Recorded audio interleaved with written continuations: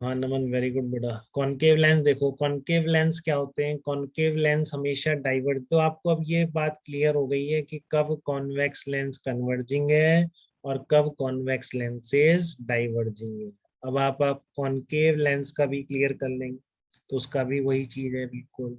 Until mu L is greater than mu L, जब तक अब नॉर्मल केस ध्यान रख लिया करो, जो आपको रटाया जाता है 10 से कि कॉन्वेक्स लेंस क्या होता है, कन्वर्जिंग। तो वो नॉर्मल कब किस केस में होता है? जब वो एयर में होता है। तो एयर में क्या होगा? मटेरियल का रिफ्रैक्टिव इंडेक्स सराउंडिंग से ज्यादा ही होगा।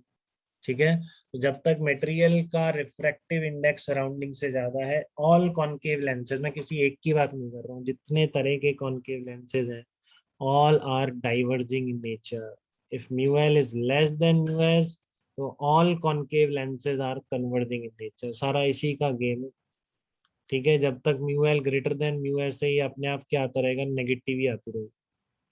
ठीक है, only when medium on both the side is same. हाँ, तो ये तो पता ही है, ये फार्मूला ही तब वैलिड है जब medium on both the side same.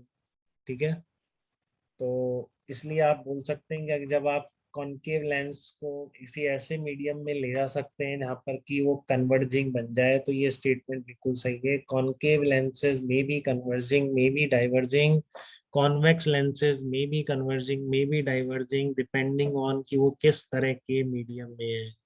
अगर लेंस के मटेरियल का रिफ्रैक्टिव इंडेक्स बाहर के मीडियम से ज्यादा है तो definitely all convex lenses are converging and all concave lenses are diverging.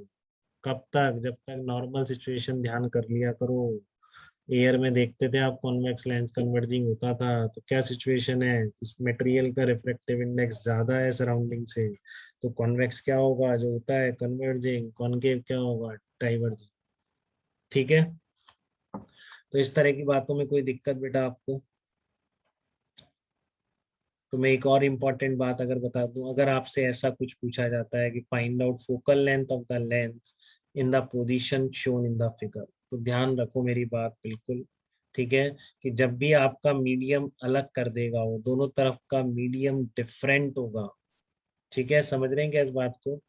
जब भी दोनों तरफ का मीडियम डिफरेंट होगा तो फिर मैटर करता है कि ऑब्जेक्ट किस साइड रखा होगा। ठीक है, फिर आपसे वो रैंडम इसकी फोकल लेंथ नहीं पूछेगा, आपको बताएगा कि इंसिडेंट रेस किस डायरेक्शन से आ रही है। ठीक है, और इस केस में आप फोकल लेंथ निकालने के लिए बड़ा वाला फार्मूला ही यूज करोगे, किसी छोटे फार्मूले से फोकल लेंथ नहीं आएगी। ठीक है ना? इसमें क्या होगा ये कोई डिफाइन नहीं कर सकता, ये वैल्यू से ही सब कुछ क्लियर होगा। ठीक है, जब दोनों तरफ का मीडियम डिफरेंट है तो मैं किसी भी लेंस के बारे में कुछ नहीं बोलूंगा। ठीक है, मेरी सारी बातें तभी तक है ऊपर वाली जब तक दोनों तरफ मीडियम सेम है। ठीक है, अगर लेंस के दोनों तरफ का मीडियम डिफरेंट हो गया तो आपसे फोकल लेंथ पूछी जाती है, तो सबसे पहले तो वो बताएगा किस साइड से इंसिडेंट रे आ रही। ठीक है, साइड अलग करते ही फोकल लेंथ चेंज हो जाएगी। जैसा कि इस क्वेश्चन में इस लेंस की फोकल लेंथ पूछ रहा है आपसे, तो वो क्लियरली बता रहा है कि इंसिडेंट रेस किधर से आ रही है। ठीक है, इंसिडेंट रेस किधर से आ रही है? म्यू 1 मीडियम से आ रही है। ठीक है, तो फिर वो फार्मूला लगा रहा है μ3/V। अब कैसे निकलेगा? बहुत आसान है, पैरेलल रेस कितनी दूर पे कन्वर्ज होगी वो फोकल लेंथ होती है, तो यू को इन्फिनिटी डाल दो। बहुत इंपॉर्टेंट प्रॉब्लम, बहुत ही ज्यादा पूछे जाने के चांस है, पूछा नहीं गया। ठीक है, तो बहुत चांस है कभी इस तरह से जरूर कंफ्यूज करेगा, वो इधर का कुछ दे देगा, इधर से कुछ दे देगा, बताओ फोकल लेंथ, तो आधे तो परेशान हो जाएंगे कैसे निकाल। ठीक है, बट आपको नहीं होना, आपको बहुत ज्यादा क्लियरिटी से बताया गया है कब फोकल लेंथ लेंस की डिफाइन होती है, कब वो कन्वर्जिंग होता है, कब डाइवर्जिंग होता है। जैसे ही दोनों तरफ मीडियम डिफरेंट हो जाएगा, आपके पास फोकल लेंथ का फार्मूला ही नहीं है, अब कैसे निकाल? तो आप बिल्कुल उस डिफरेंट मीडियम वाले फार्मूले पर आ जाएंगे। ठीक है, ये बात जरूर मैटर करेगी किस साइड से रेस गिर रही है, तो उसको बताना ही पड़ेगा, नहीं तो आंसर नहीं आएगा। तो इसमें यू को आपने इन्फिनिटी डाल दिया, तो यहाँ से आप वी की वैल्यू कैलकुलेट कर लो। ठीक है, तो ये आप अब डिपेंड करता है, वैल्यू पॉजिटिव नेगेटिव कुछ भी आ सकती है, डिपेंडिंग ऑन सारी वैल्यूज कैसी हैं। तो वो तभी फाइनली पता पड़ेगा कि आपका ये लेंथ कन्वर्जिंग बोला जाएगा या डाइवर्जिंग। डेफिनेशन वो एग्जैक्ट है, अगर फोकल लेंथ पॉजिटिव है तो definitely lens will be converging. Focal length अगर नेगेटिव है तो definitely lens will be diverging.